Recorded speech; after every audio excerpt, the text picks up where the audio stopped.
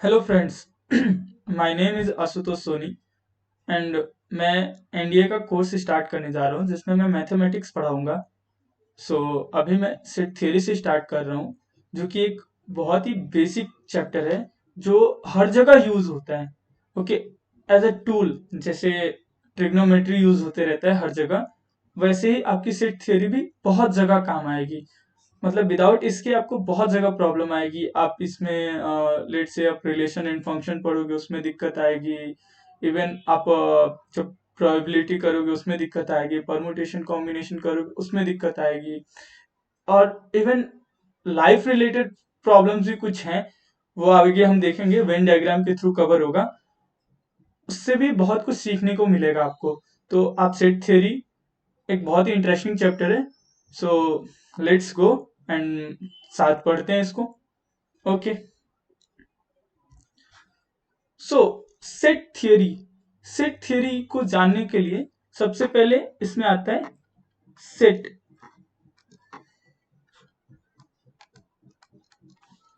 Set कहते किसे हैं, like what is set. So set की एक डिफिनीशन दी गई है कि a well defined collection of objects is called set. So मैं इस डिफिनीशन को थोड़ा अभी साइड रखता हूँ। पहले ये मान लेता हूं मैं कि सेट एक कुछ नहीं है, एक हमारे पास बॉक्स है। ठीक है। ऑब्जेक्ट्स, अब ऑब्जेक्ट्स क्या है? ऑब्जेक्ट्स, इस यूनिवर्स में हम जो भी चीज देख पाते हैं वो सब कुछ ऑब्जेक्ट है जिसको हम टच कर सकते हैं, फील कर सकते हैं। Like pen, book, man, numbers.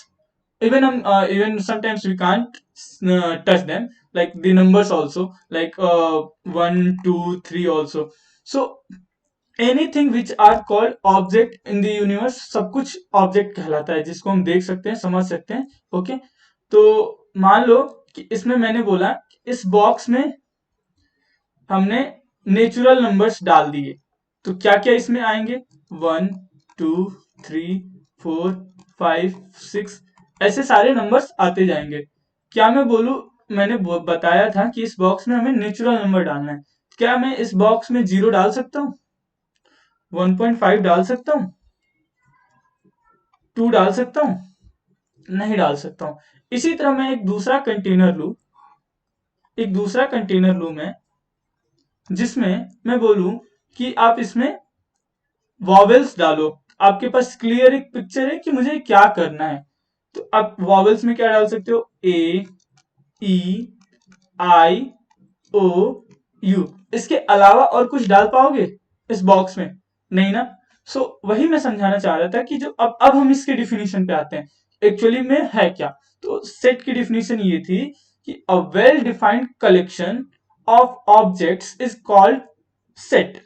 सो हमने यहाँ पे देखा कि हमने कुछ कलेक्ट किया है। तो वेल डिफाइंड क्या है? तो वेल डिफाइंड इससे रिलेटेड है कि जब भी हमें कलेक्शन के टाइम डिसीजन करने में कि whether we should put this object in the container or not, या हमें अपनी सेट की ब्रैकेट में रखना चाहिए या नहीं, तो वहां वो हमें हेल्प करता है। जैसे अब मैंने बता दिया कि हमें वॉवेल्स रखने थे, तो एक क्लियर कट डिफिनीशन मिल गया हमें। यहां मैंने बोल दिया नेचुरल नंबर्स रखने थे। अगर मैं कहता हमें रियल नंबर रखने हैं, तो इसमें 1.1 1.2 ये सारे नंबर्स भी आ जाते हैं, 1.111 सब कुछ आता है इसमें। ठीक है। इस बॉक्स में एक नया बॉक्स होता है जिसमें बहुत सारे नंबर्स आ जाते हैं। जैसे मान लो कि ये फिर माइनस इन्फिनिटी से इन्फिनिटी तक के सारे नंबर्स ये कंटेन कर लेता। ठीक है। Is 0, minus infinity to infinity. तो आई होप आपको सेट की डिफिनीशन और सेट है क्या ये समझ आया होगा। तो सेट का डिफिनीशन लिख लेते हैं। A set is a set is collection of objects well defined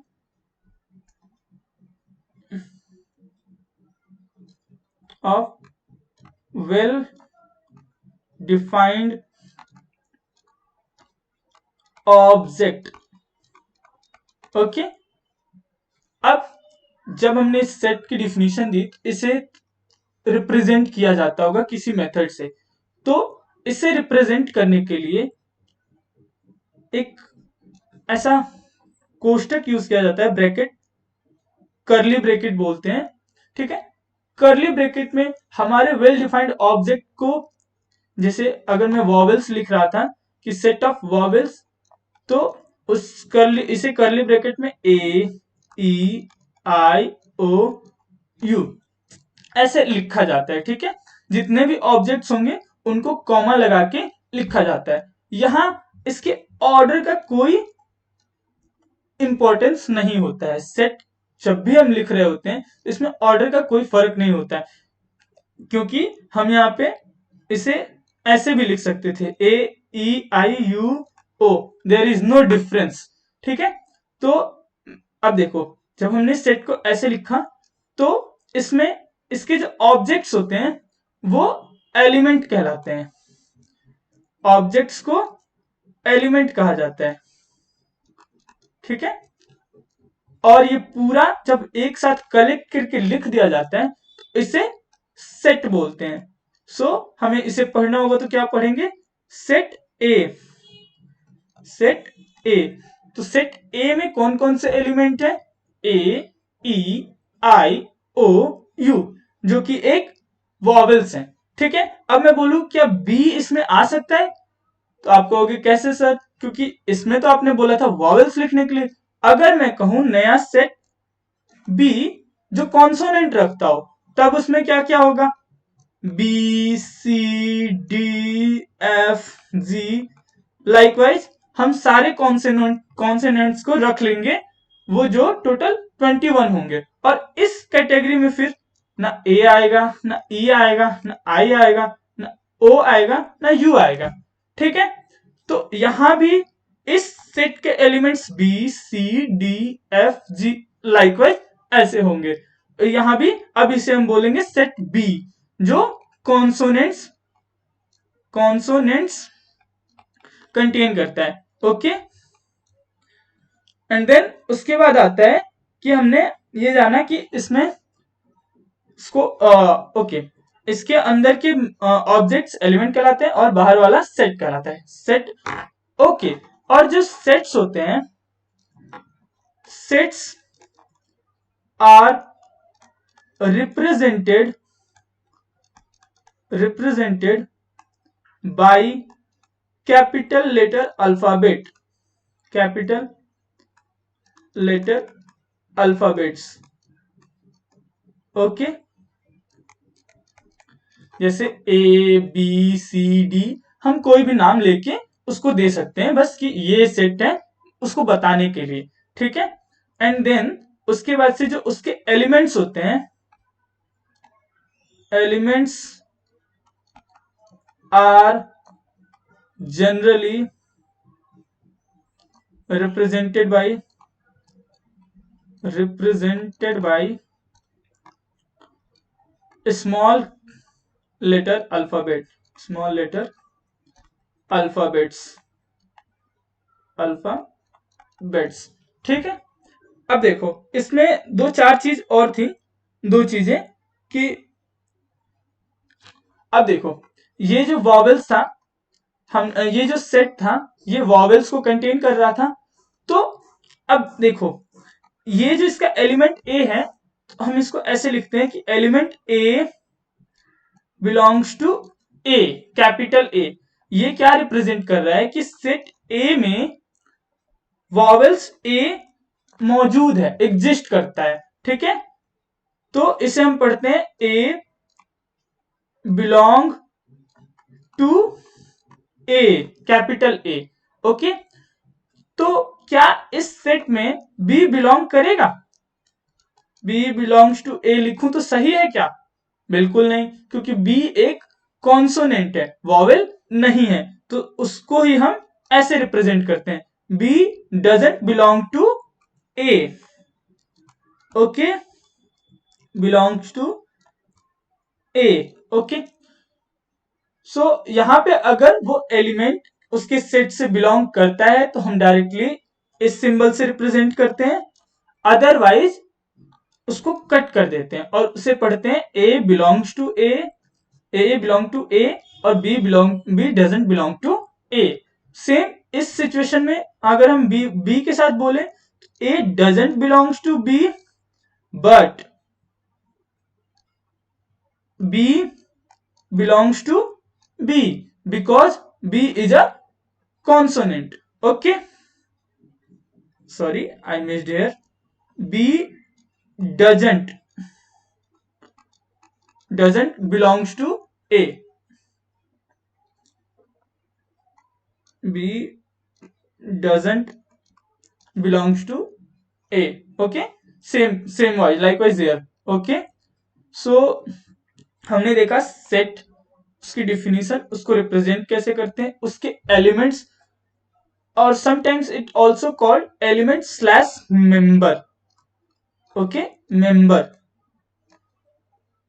So let's see few important sets which are generally used in our calculations. Okay, few important sets. First of all, number of all set of all natural numbers. So it will be represented by this 1 2 3 4 5 up to so on, and it will go on till infinity. Okay, so all the elements will be separated with commas. Okay, so after that first, then it comes integers, set of all integers, so it will be z or I. Okay, generally z और i दोनों से represent कर देते हैं उसे।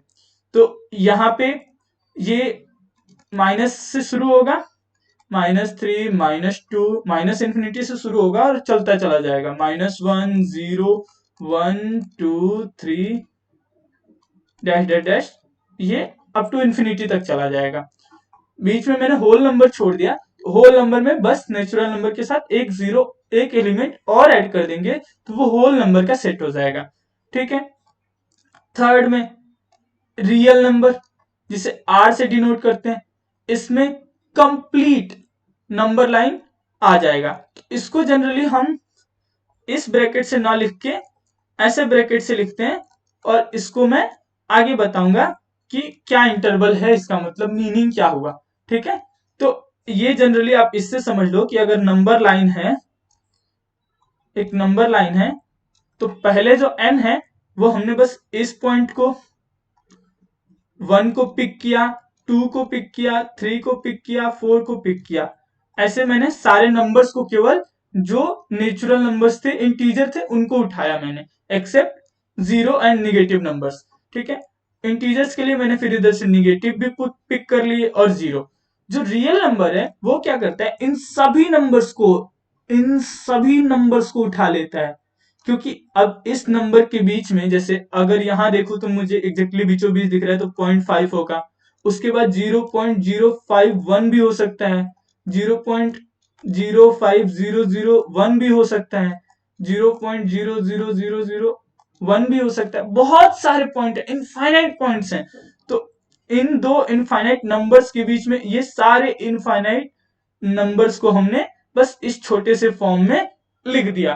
ठीक है, ये मैं आगे बताऊंगा कि इसको लिखते कैसे हैं। ओके, अभी फिलहाल के लिए आप ये देख लो, क्योंकि जब मैं इंटरवल्स बताऊंगा फिर मैं बता दूंगा। ठीक है, फिर आते हैं आपके set of complex number. Set of complex numbers, उसे सी से रिप्रेजेंट करते हैं। ऑल दी कॉम्प्लेक्स नंबर जिसे हम a प्लस आई बी के फॉर्म में रिप्रेजेंट करें, उसे हम यहाँ लिख सकते हैं। ठीक है, तो कई बार हम, अभी मैं आगे डिस्कस करूंगा कि सेट को कैसे रिप्रेजेंट करते हैं, दो तरीके होते हैं, तो मैं अभी बताऊंगा। फिर फिफ्थ, ऐसे ही रेशनल नंबर्स हो सकते हैं जो a बाई बी के फॉर्म में होते हैं, उन नंबर्स का कलेक्शन। ओके, सो ये थे कुछ इंपॉर्टेंट सेट्स जिनको हम हमेशा कैलकुलेशन में अपने यूज करते हैं। Okay, so now come to the representation of this sets. Representation of sets. Okay, so हम सेट को रिप्रेजेंट करने के लिए दो मेथड यूज करते हैं। पहला, फर्स्ट इसमें बोलते हैं लिस्टिंग मेथड और रोस्टर फॉर्म। लिस्टिंग मेथड और रोस्टर फॉर्म। ठीक है, इसमें क्या होता है कि जनरली जब हमारे पास एलिमेंट कम होते हैं, या जिन एलिमेंट्स को हम आराम से लिख पाते हैं, जितने एलिमेंट्स को, फ्यू एलिमेंट्स मान लो कि 10 हुए, 12 हुए, इन एलिमेंट्स को हम डायरेक्टली, जैसे मान लो कि सेट ए था जो नेचुरल नंबर्स को कंटेन करता है लेस देन और इक्वल टू 10। ठीक है, तो ये क्या होगा, 1 2 3 4 5 6 7 8 9 एंड 10। ठीक है, तो ऐसे हमने सारे एलिमेंट्स को विथ सेपरेटेड बाय कॉमा हमने लिख लिया। इसी फॉर्म को बोलते हैं लिस्टिंग मेथड और रोस्टर फॉर्म। जब भी हमारे पास कुछ लिमिटेड नंबर्स या एलिमेंट्स होंगे तो हम उसको डायरेक्टली ऐसे लिख सकते हैं। तो ये एक लिखने का तरीका हुआ। लेकिन अब मान लो कि अगर हमारे पास बहुत सारे ऑब्जेक्ट हो या एलिमेंट्स हो, मेंबर्स हो, ठीक है, तो उस सिचुएशन में मान लो कि मैं बोलूं all the natural numbers less और इक्वल टू 1000।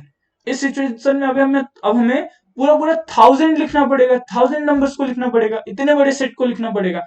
तो उससे बचने के लिए दूसरा तरीका यह है कि set builder method.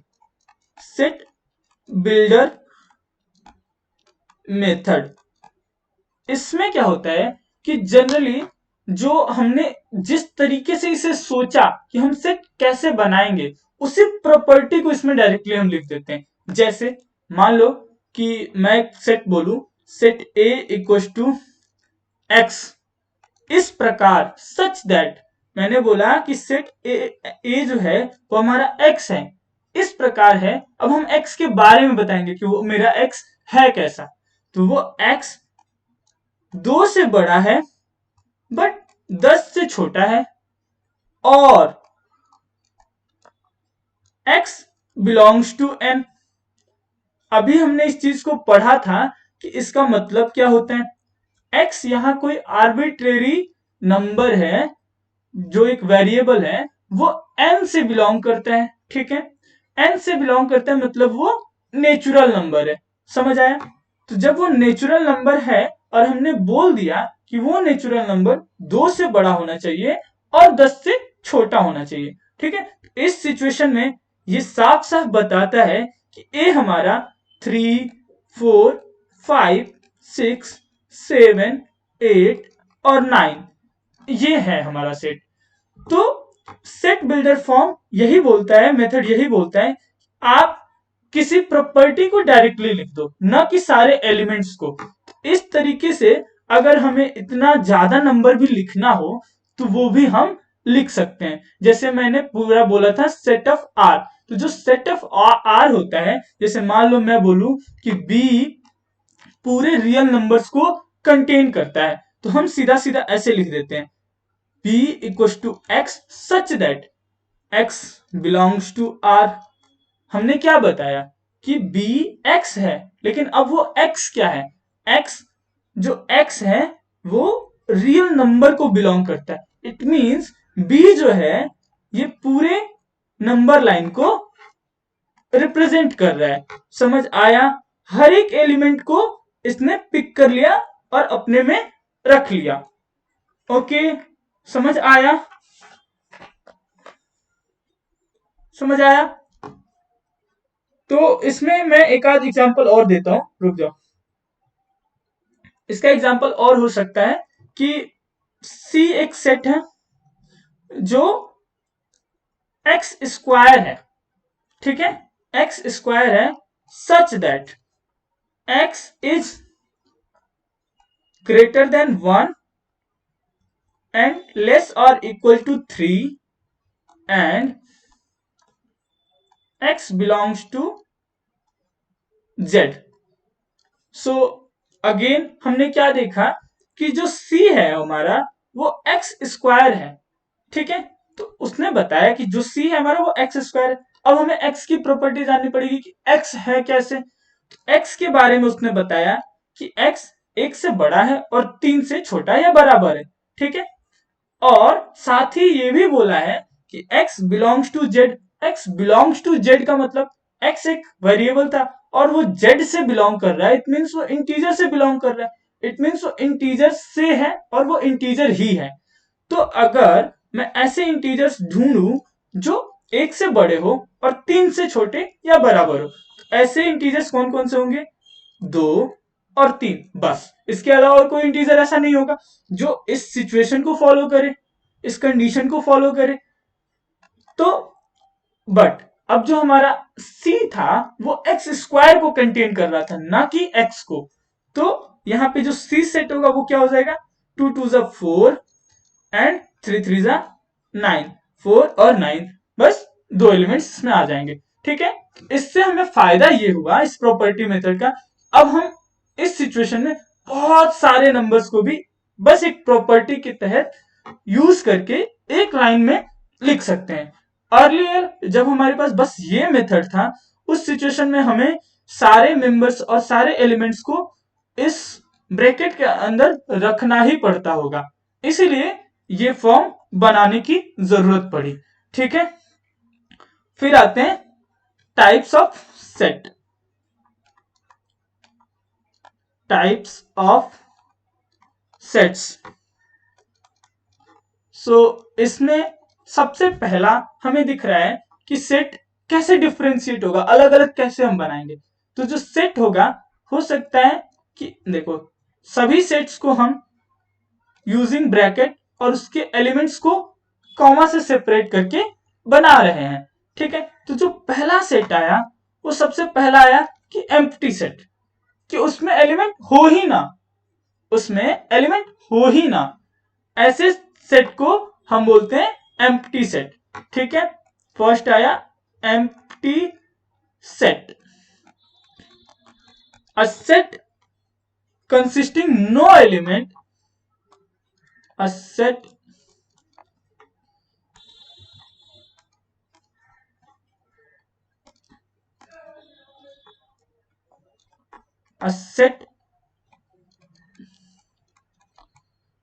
consisting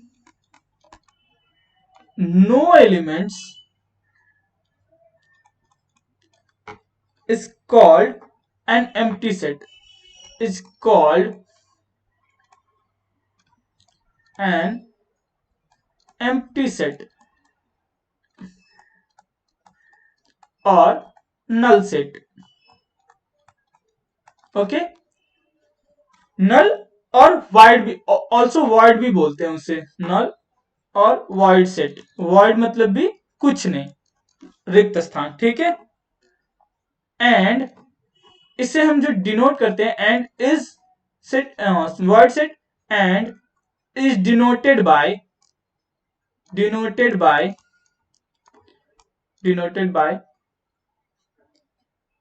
the symbol phi. Phi हम जब कोई एलिमेंट नहीं होता है सेट में तब उसको रिप्रेजेंट करने के लिए बोलते हैं, या ऐसे ब्रेसेस बनाए और उसमें एक भी एलिमेंट नहीं दिखाया, तो इसे भी बोलते हैं एम्प्टी सेट। अब समझ आ गया होगा। फिर नेक्स्ट आते हैं, दूसरा है सिंगलटन सेट। एज नाम सजेस्ट कर रहा है, नाम सजेस्ट कर रहा है कि ऐसा सेट जिसमें केवल एक एलिमेंट हो, ऐसा सेट जिसमें केवल एक एलिमेंट हो, ठीक है। A set consisting only one element is called singleton set, okay। a set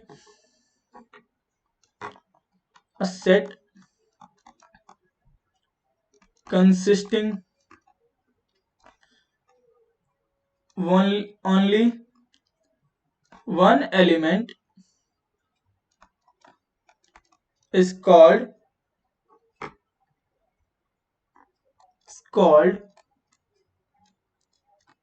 a singleton set,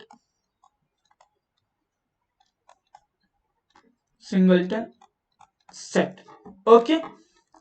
सो इसे कैसे रिप्रेजेंट करते हैं? एग्जाम्पल क्या हो सकते हैं?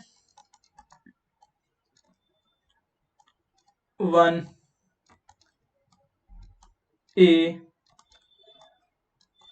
0 5। हो सकता है कि आप में से कईयों को ये ठीक लगे, ये ठीक लगे, ये गलत लग सकता है, ये भी गलत लग सकता है, लेकिन ये सारे ही सिंगलटन सेट है। क्यों? क्योंकि हम जब भी सेट लिख रहे होते थे तो सेट को हम कैसे रिप्रेजेंट करते हैं? सेट के लिए हमें एक ब्रैकेट की आवश्यकता होती है, कर्ली ब्रैकेट, और उसके अंदर एलिमेंट्स को लिखते थे। ठीक है, तो यहां जब हमने कर्ली ब्रैकेट यूज किया था, यहां एक भी एलिमेंट नहीं था, लेकिन जब हमने यहाँ पे कर्ली ब्रैकेट यूज किया तो यहाँ 5 एज अ, आपको अब यहाँ पे वॉइड सेट नहीं रिप्रेजेंट कर रहा है, ये कर्ली ब्रैकेट के अंदर है, तब यहाँ पे ये एक एज अ एलिमेंट बिहेव करेगा, एलिमेंट बिहेव कर रहा है। ठीक है, क्योंकि ये खुद ही एक कर्ली ब्रैकेट के अंदर है। उसी तरह से यहाँ पे ये 0 है। ठीक है, 0 भी एक नंबर हो गया, ये भी एक एलिमेंट की तरह बिहेव कर रहा है। सो दोनों ही हमारे यहाँ पे सिंगलटन सेट है, इसमें कोई डाउट नहीं है। ठीक है, सिंगलटन सेट समझ में आया। फिर उसके बाद आता है फाइनाइट सेट। तीसरा, finite set. Finite set, a set having a set having finite number of elements।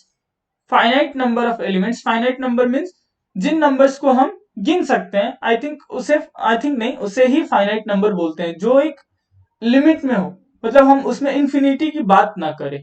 ठीक है, जिनको हम जैसे दिखा सके कि हाँ एक फिक्स नंबर हो, फिक्स क्वांटिटी हो उसके पास। ठीक है, a set having finite number of element, finite number of elements is called finite element, finite set, finite set। So for example, a 1 2 3, b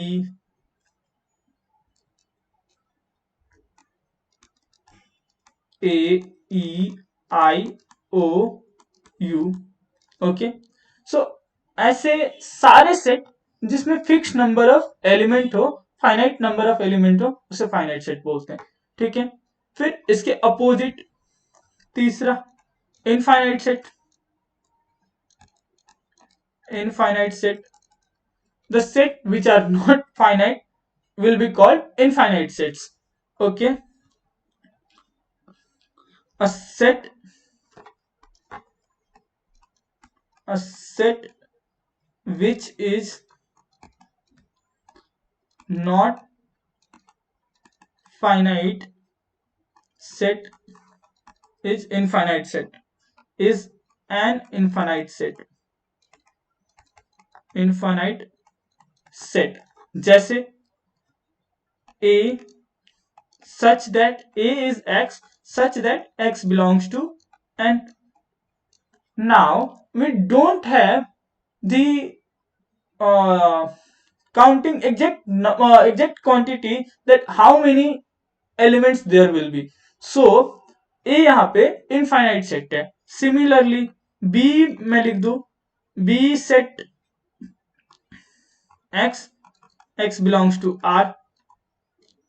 okay, so इस तरह से वो सारे सेट जिसमें फिक्स नंबर ऑफ एलिमेंट ना हो, उन्हें infinite set बोलते हैं। ओके, तो ये हुए हमारे 4 टाइप के सेट। ठीक है,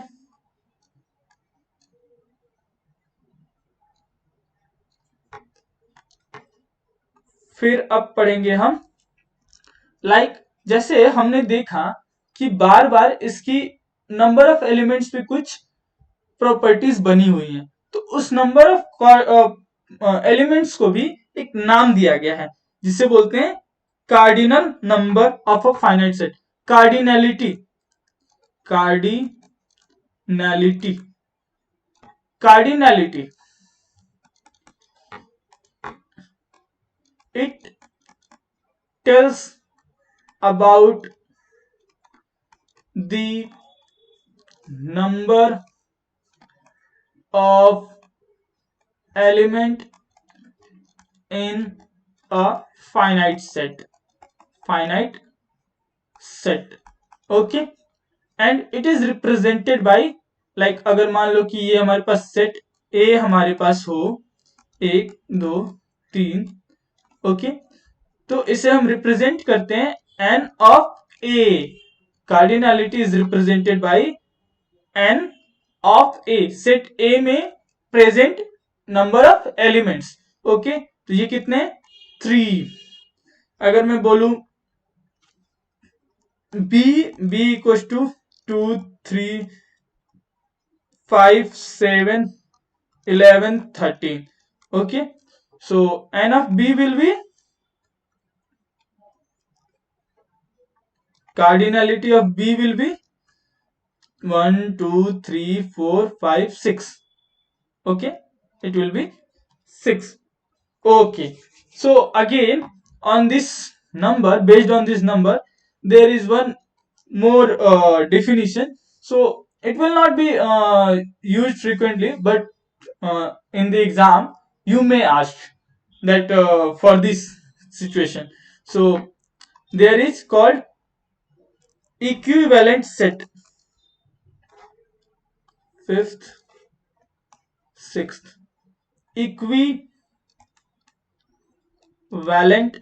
sets.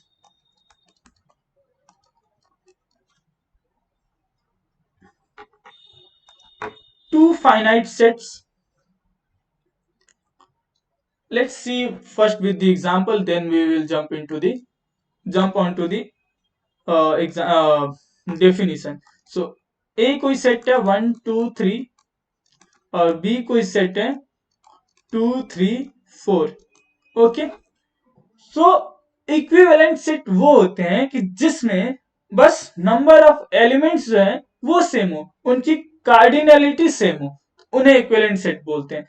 तो जनरली आई डोंट थिंक कि ये मतलब ड्यूरिंग जब क्वेश्चन सॉल्व करते हैं उसमें आए यूज नहीं होता है.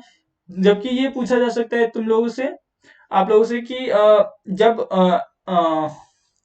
एमसीक्यू टाइप जो क्वेश्चंस होंगे उसमें पूछ सकता है कि which are the equivalent sets. तो आप में उसमें आपको ऑप्शन दे देगा A and B, A B C तीनों, या फिर A B C none of this. Okay, इस टाइप से आप इसको क्वेश्चन आपसे पूछा जा सकता है. ठीक है, तो to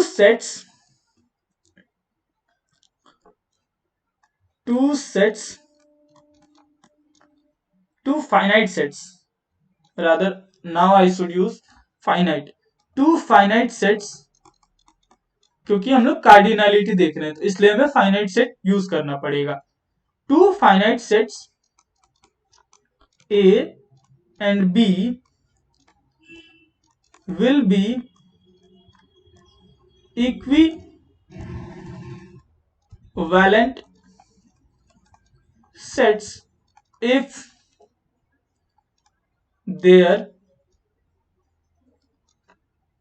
cardinality is same.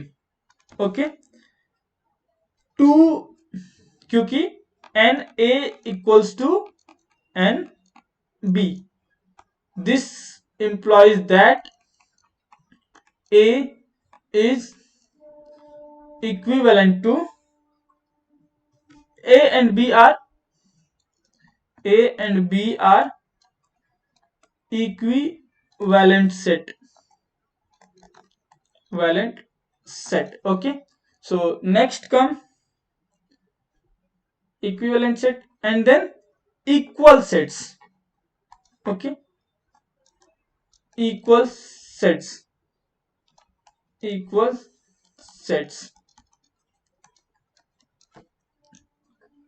So in that situation, two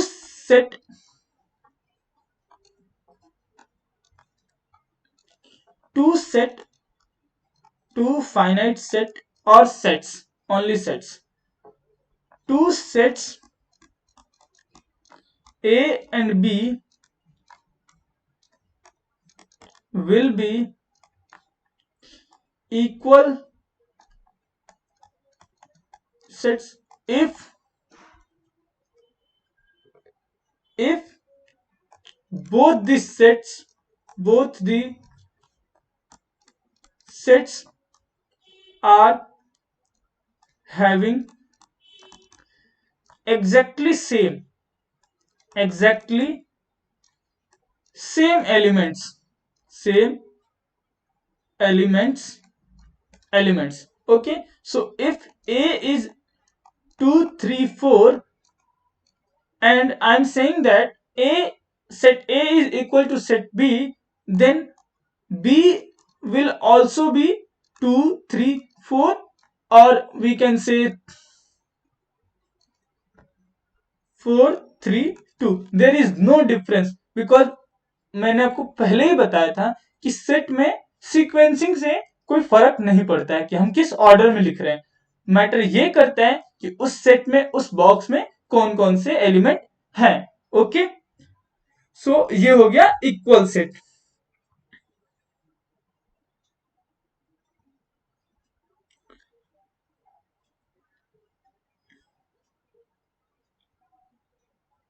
Okay, so in general we can say that if x belongs to A, x कोई एलिमेंट है जो A में बिलोंग करता है, then x will also belong to B। अब यहाँ पे x वो वेरिएबल ले लिया मैंने कि x का हर एक एलिमेंट जो A से बिलोंग करता है तो वो B से भी बिलोंग करेगा। सिमिलरली y कोई एलिमेंट है जो B में है, B से बिलोंग करता है, देन वो A में भी बिलोंग करेगा। ठीक है, ये समझ आया? क्योंकि y का भी, अब मैंने B से भी कोई भी रैंडम एलिमेंट उठाया और उसे मैं A से मैच करा रहा हूं, ठीक है, तभी वो इक्वल सेट्स होंगे। ठीक है, फिर आता है कि मान लो कि मैंने बहुत बड़ा, थोड़ा बड़ा सेट ले लिया, 8वां, ठीक है, इसको सबसेट बोल देते हैं, सबसेट। ठीक है, तो सबसे पहले मैं एक नेचुरल नंबर ले रहा हूं, ठीक है, set of natural numbers 1 2 3 4 5 6 up to so on, ये चलता चला जाएगा। और यहां पे मैंने फाइनाइट सेट नहीं यूज किया, क्योंकि यहां पे इनफाइनाइट सेट्स को भी कंपैरिजन किया जा सकता है। जैसे मान लो कि सी कोई सेट है जो n को कंटेन कर रहा है और d भी हमें ऐसा मिल जाए जो n को ही कंटेन कर रहा है, तो उस सिचुएशन में ऐसा पॉसिबल है। या फिर मैं ये तरीका, या एक चीज और बोल सकता हूं कि आप लोगों ने शायद पढ़ा हो x such that x greater than or equal to 0 and x belongs to R। Okay, दूसरा x such that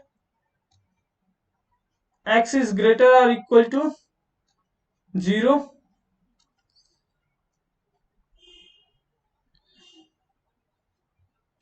okay, let's say x is modulus x where x belongs to R। अब देखो, यहां मैंने अलग अलग सिचुएशन दे दी। यहां मैंने बोला कि जो सेट C है हमारा वो सीधा सीधा x है। अब हम x के बारे में जाने क्या है, x बोल रहा है x बिलोंग्स टू R, एक रियल नंबर है, किंतु वो साथ में 0 से बड़ा या बराबर भी है, तो वो एक नंबर लाइन के 0, बस यहां से लेके इधर के सारे नंबर्स को पिक कर रहा है। ठीक है, सेट C, लेट सी की सेट D भी इसी को पिक कर रहा है क्या, वो बोल रहा है modulus D, modulus of x, modulus of x का मतलब x बोल रहा है वो, और यहाँ x बिलोंग्स टू R, तो मॉड्यूलस ऑफ x जो होता है उसका output y equals to x, वो भी एग्जैक्टली सेम ही होता है जितना वो x होता है।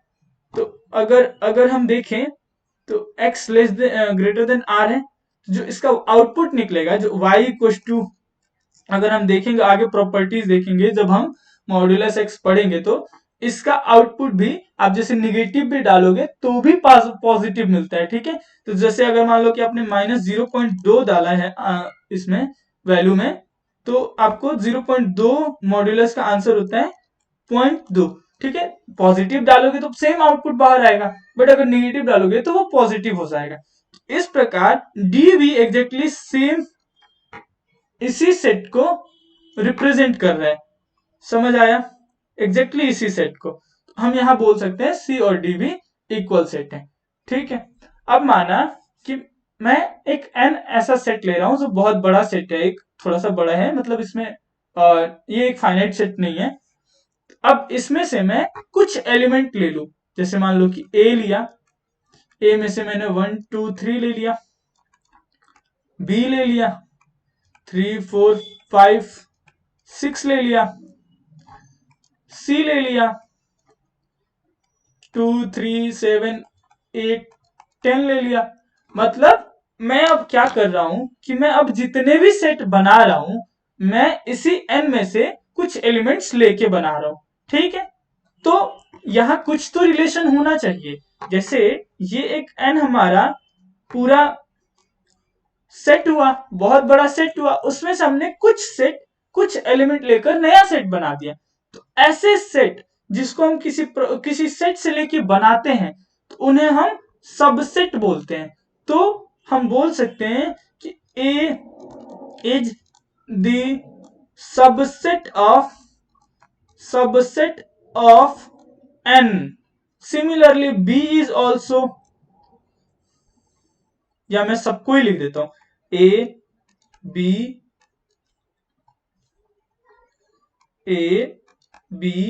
And C are the subset of N, okay. तो यहां हमें दिख गया कि ये सारे ही इसके सबसेट है। अब मैं जब इसको डी ले लू तो क्या मैं डी को भी बोल सकता हूं इसके सबसेट है कि नहीं? ऑफ कोर्स नॉट, क्योंकि ये इसके पास एक एक्स्ट्रा एलिमेंट है, तो डी इसका सबसेट नहीं कहलाएगा। तो जो सबसेट की डिफिनीशन है कि a subset a set A is said to be subset of B, like a set B is said to be subset of N, subset of A only when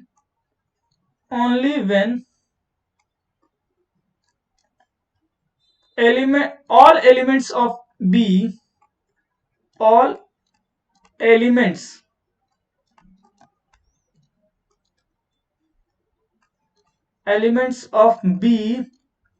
is contained in A।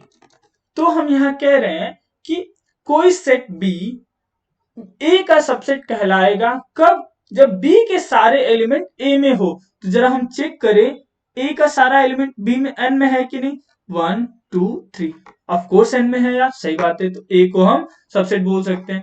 3 4 5 6 3 4 5, अरे वाह ये भी है। 2 3 7 8 10, वाह ये भी है। 0 1 2, नहीं ये नहीं है, तो ये हमारा सबसेट नहीं हुआ, समझ आया? और it is represented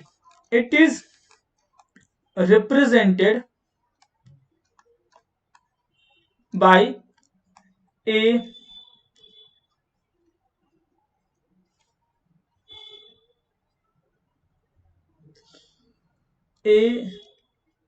sorry, B is the subset of A, so B is the subset of A, okay. So it is represented by this, and it is read by B is subset of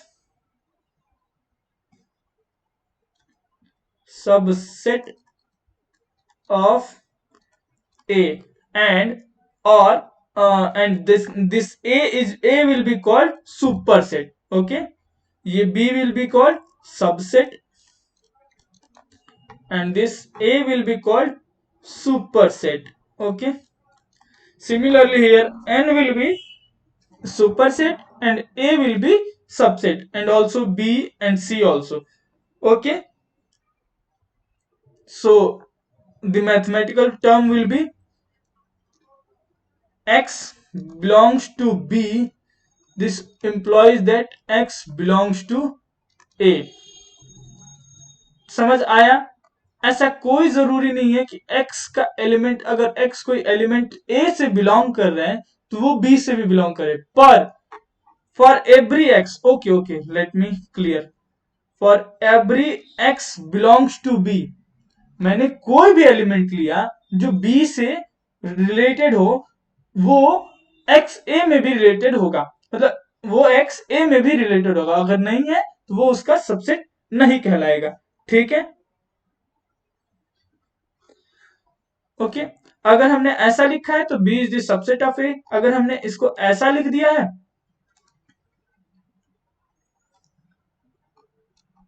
तो A is superset of B। एक तरह से बोल सकते हैं ये इन सब का फादर है और ये इनके सन एंड डॉटर्स है, ओके, जो इसका सबसेट है। सो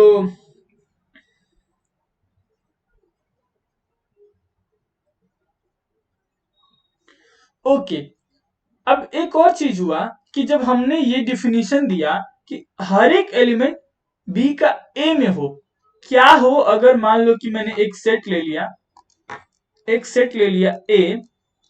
1 2 3 4 5 सॉरी आई मिस्ड 4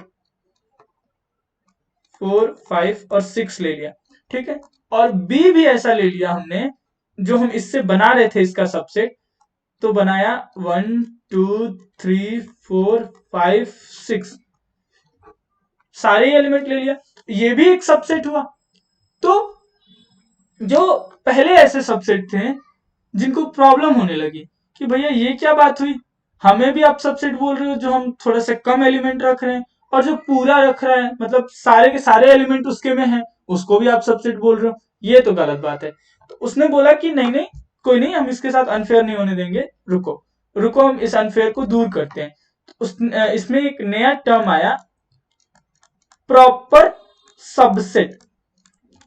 देखो कहा कि ठीक है हम इस सिचुएशन को चेंज नहीं करते हैं, जैसे कि माना कि हमने कहा था कि कोई सेट ए का सबसेट कहलाएगा यदि बी के सारे एलिमेंट ए में हो, ठीक है। तो उसने क्या बोला कि प्रॉपर सबसेट होने के लिए, जैसे अब मान लो ये इक्वल हो गया, इससे सबसेट तो बोल दिया, बट अगर ऐसी सिचुएशन है कि अगर ए हमारा सुपर सेट है तो एटलीस्ट प्रॉपर सबसेट उन्हें बोला जाएगा the set C is said to be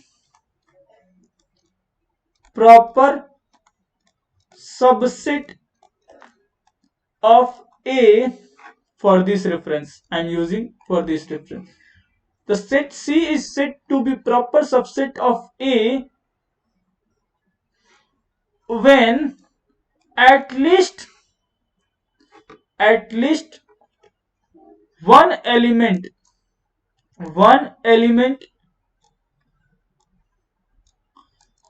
of A is not present in C। क्या समझ आया कि अब जो हम C बनाएंगे वो एक भी एलिमेंट नहीं रख सकते हैं, या फिर एक ही एलिमेंट रख ले कोई भी, या फिर 2 एलिमेंट रख ले, 3 एलिमेंट रख ले, 4 एलिमेंट रख ले, 5 एलिमेंट रख ले, लेकिन 6 के 6 नहीं रख सकता। तो प्रॉपर मतलब एकदम सटीक एग्जैक्टली वो सबसेट है, ठीक है, वो उससे छोटा पार्ट है, वो उससे बना हुआ है, ठीक है, हम अब उसके बराबर ही कर दिया, इसलिए उसको हम प्रॉपर सबसेट का नाम नहीं देते हैं। अदरवाइज अगर वो उससे बना है तो उसको हम प्रॉपर सबसेट बोलते हैं, ठीक है। तो एटलीस्ट एक ऐसा एलिमेंट होना चाहिए जो सी में ना हो। तो इसके हो गए 1 2 3 4 5, ये हमारा हो गया प्रॉपर सबसेट। आई होप अब आपको प्रॉपर सबसेट और सबसेट में डिफरेंस समझ में आ गया होगा। ठीक है, तो अब देखते हैं जरा कि अब देखो, अब यहां पे एक सिचुएशन आ गई कि हम अब सबसेट बना रहे हैं एक गिवन सेट से। तो क्या तरीका हुआ, जैसे मानो कि अब हमारे पास कोई सेट ए हो 1 2 3, तो इसके कितने से सबसेट बनाए जा सकते थे? इसके सबसेट्स क्या होंगे?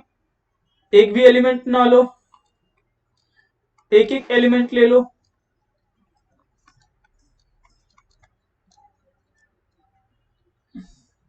एक एक एलिमेंट ले लो, फिर दो दो एलिमेंट ले लो,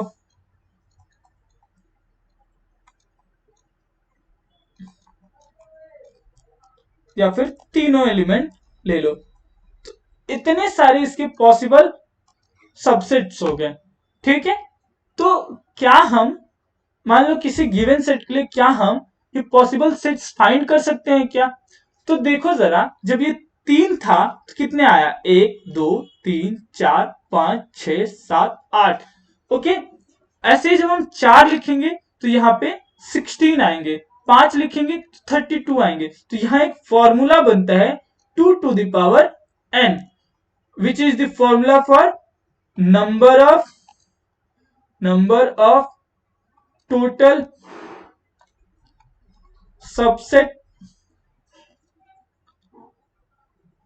subset of a set.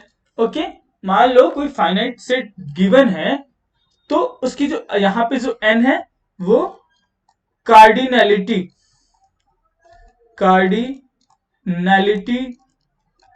Of the set. Okay, यहां पे जो n है वो कार्डिनैलिटी है। ठीक है, तो 2 to the power n जो होगा उसके टोटल सबसेट की संख्या बता देगा, नंबर बता देगा। ठीक है, अब मान लो हमें कोई कहे कि नहीं भैया आप हमको सबसेट बताइए, लेकिन हमें प्रॉपर सबसेट बताइए।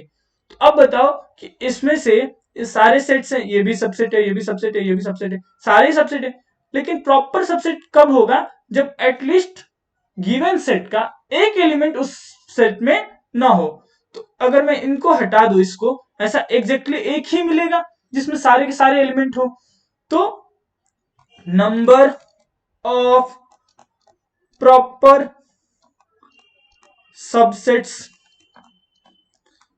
Of a given finite set is equal to 2 to the power n minus 1। ठीक है, अब हमसे कोई कहे कि ठीक है भैया आप हमें बताइए, प्रॉपर सबसेट बताइए, बट एक और कंडीशन है कि कोई भी नल सेट नहीं होना चाहिए, मतलब कोई भी वॉइड सेट उसमें ना हो, एटलीस्ट उसमें एक एलिमेंट तो होना चाहिए, एक हो दो हो मुझे फर्क नहीं है, लेकिन कम खाली नहीं होना चाहिए। ठीक है, तो उस सिचुएशन के लिए क्या हो रहा है, और वो प्रॉपर सबसेट भी हो या फिर वो खाली सबसेट का नाम ले ले। तो नंबर ऑफ टोटल सबसेट,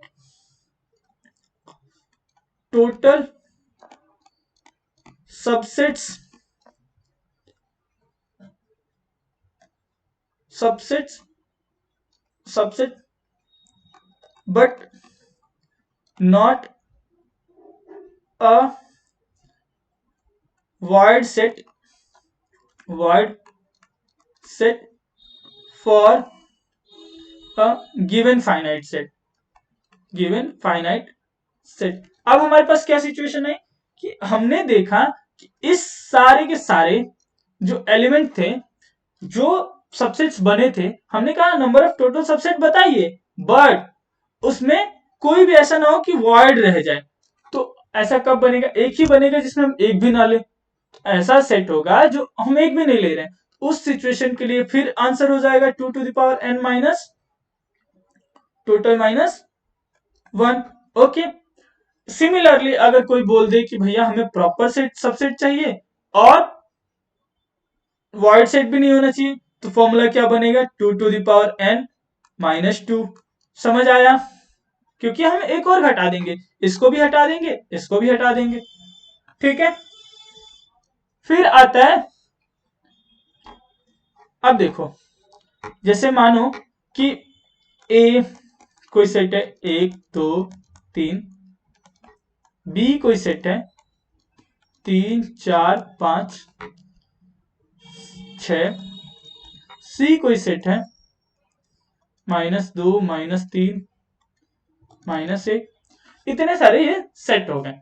ठीक है, तो एक यहां शब्द आया यूनिवर्सल सेट। तो यूनिवर्सल सेट वो होता है, यूनिवर्सल सेट वो होता है जिसका ये किसी गिवन सेट ऑफ सेट्स के लिए, किसी गिवन सेट ऑफ सेट्स के लिए वो सुपर सेट हो। ठीक है, जैसे मान लो कि वो, या फिर जो हमारा सेट हम डिफाइन दे रहे हैं, वो जो सुपर सेट दे रहे हैं, लेट से उस सुपर सेट को यूनिवर्सल सेट बोलते हैं, यू। इस यू के ये सारे के सारे ए बी सी सबसेट होने चाहिए। ऐसा कब पॉसिबल होगा?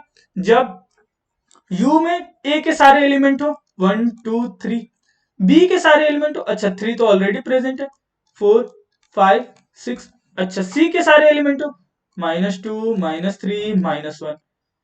सो यहां पे जो यू होगा वो यूनिवर्सल सेट कहलाएगा, universal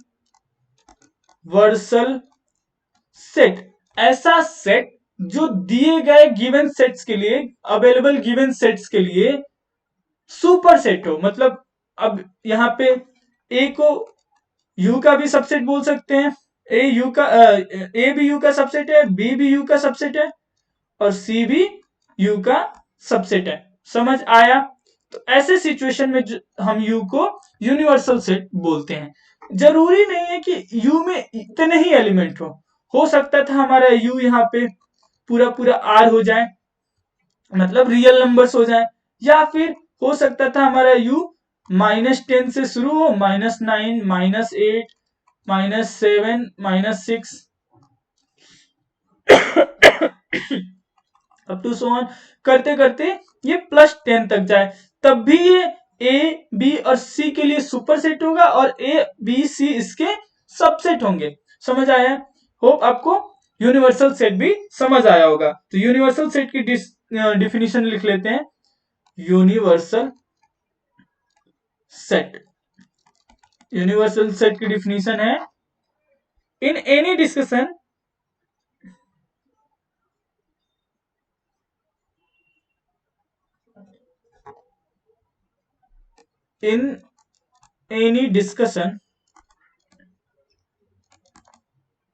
in any discussion in set theory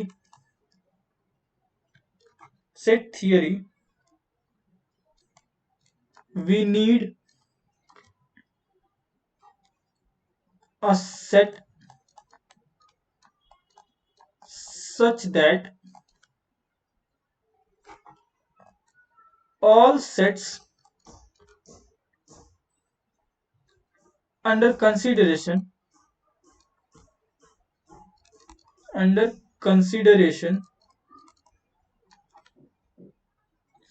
in that discussion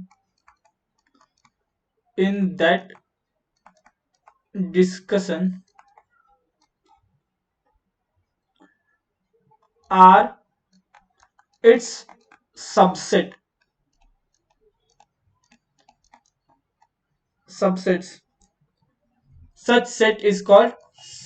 a set is called universal set. Such a set is called universal set and represented by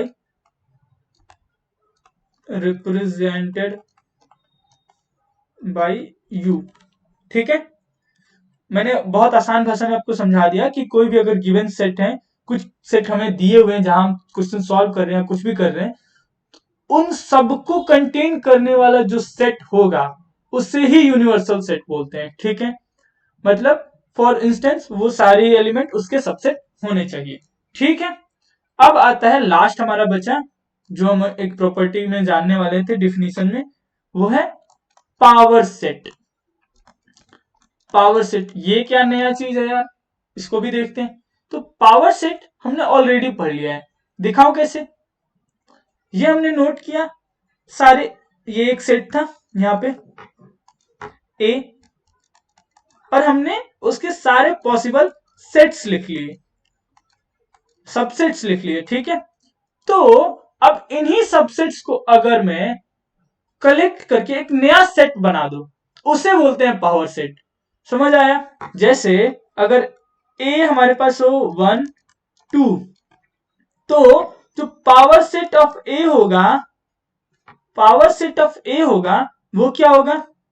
ए के सबसेट्स, ए के subsets क्या होंगे? 5 wide set, फिर एक एक element, फिर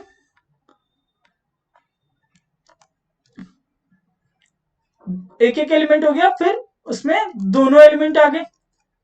अब समझ आया पावर सेट क्या है? तो पावर सेट किसी गिवन सेट के लिए, किसी गिवन सेट के लिए उसके सारे सबसेट का कलेक्शन जो होता है, उससे बना सेट पावर सेट कहलाता है, ठीक है। तो डिफिनीशन हो गया इसका, the set of all the subsets, set of all, set of all the subsets of a given set A, of a given set A is said to be power set of A, power set of A, okay, and it is denoted by, and is denoted by P of A, okay। सो अब यहाँ पे मैं इसको 5 भी लिख सकता था, मतलब मैं दोनों चीज लिख सकता हूँ, 5 या करली ब्रेसेस विथ नो एलिमेंट, ठीक है।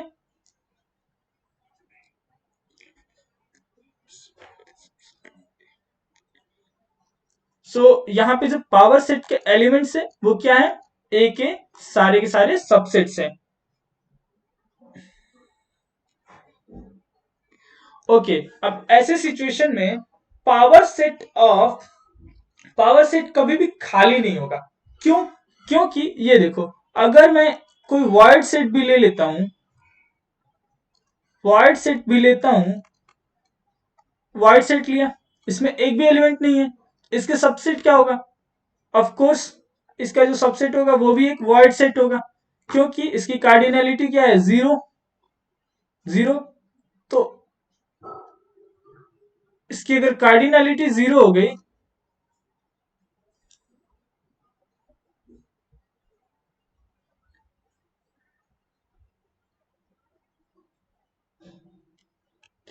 कार्डिनलिटी अगर 0 हो रही है, सॉरी कुछ थिंग्स आई थिंक मिस हो रहे हैं, अगली बार से ध्यान रखूंगा ज्यादा ना मिस हुआ हो। ओहो, मुझे उधर इतना दूर तक नहीं जाना चाहिए था। चलो देखते हैं, आई होप आपको समझ में आया होगा, मैं नोट्स भेज दूंगा, ठीक है। तो ये इसमें कार्डिनलिटी इसकी 0 हो गई, तो नंबर ऑफ सबसेट्स क्या होंगे? 2 to the power 0 equal to 1। तो यही इसका सबसेट भी हुआ। तो पावर सेट ऑफ बी क्या होगा? ओनली एक 5, 5 नहीं, सॉरी 5 नहीं, 5 नहीं, 5 नहीं। तो ओके ओके ओके, कार्डिनलिटी इसकी क्या होगी अगर हम इसको देखें तो 2 to the power 4 to the, so जो पावर सेट ऑफ बी होगा वो एक ये होगा, समझ आया? या फिर slash 5 as N element, okay, समझ आ गया? सही है, सही है। So cardinality of, cardinality of power set will be total number of subset of A. What will it will be? 2 to the power n, okay।